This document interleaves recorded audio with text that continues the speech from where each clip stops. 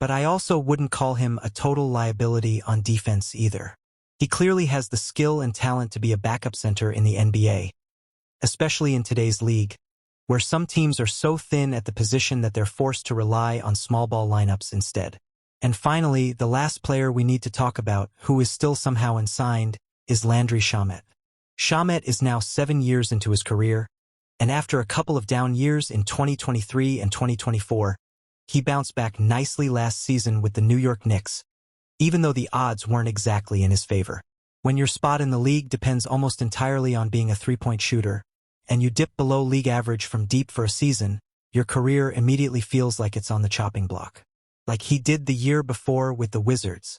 But this time, Shamet bounced back and hit 40% of his threes, putting up around 6 points a game in about 15 minutes off the bench.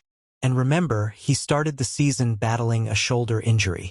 The fact that he not only pushed through that but also earned real minutes from former Knicks coach Tom Thibodeau, who's infamous for cutting his rotation as short as possible, proves Shamet clearly gave enough to justify a spot, let alone a contract.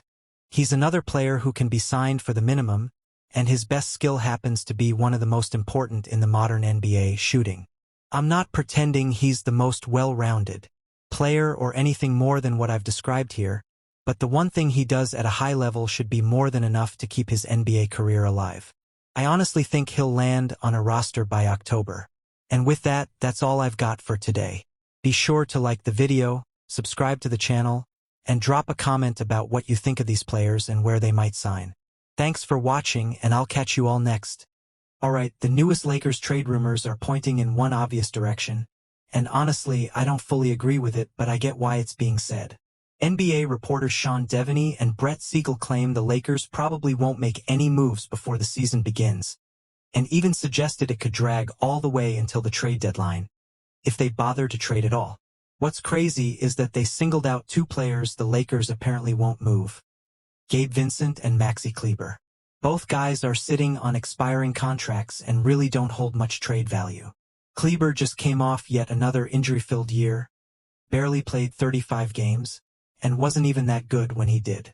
Vincent managed to stay healthier, but still had a disappointing season compared to his Miami Heat days, putting up just 6 points a night on 40% shooting and 35% from 3, completely average numbers.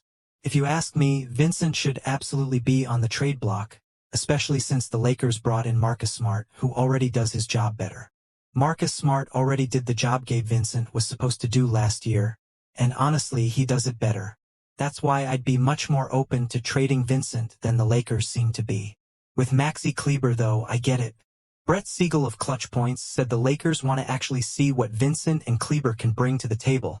Quoting, "The Los Angeles Lakers are expected to take their current roster into training camp and give this group a chance to prove themselves before charting possible trades." He even added that the front office is especially curious about what value Vincent and Kleber can still provide. That matches Sean Devaney's report that trade chances for Vincent and Jared Vanderbilt came up, but the Lakers flat out refused to include them in any deals. Put together, this shows the Lakers are leaning toward keeping their roster intact and just evaluating, instead of trying to upgrade before the season. And honestly, I only half agree. If we're talking about Kleber, fine, I get it. He hasn't shown enough yet to be worth moving. Maxi Kleber actually brings a skill set the Lakers don't really have anywhere else on the roster. He's a hybrid 4 of 5 who can stretch the floor, switch defensively, and give them a mix of abilities they simply lack outside of him. Of course, there's obvious risk. He's 33 turning 34.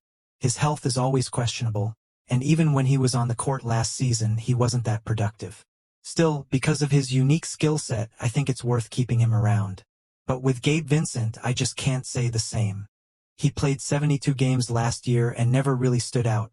No scoring explosions, no stretches where he carried the team, nothing that made him look untradeable. At this point, it's hard to argue he gives the Lakers anything special. People love to bring up what he did with the Miami Heat, but let's be real. That Heat squad is nothing like this Lakers team, and Vincent hasn't proven he fits here the same way. If you look back at the 2022-23 Miami Heat, especially that playoff run where Gabe Vincent played the best basketball of his life, the Lakers are nothing like that situation.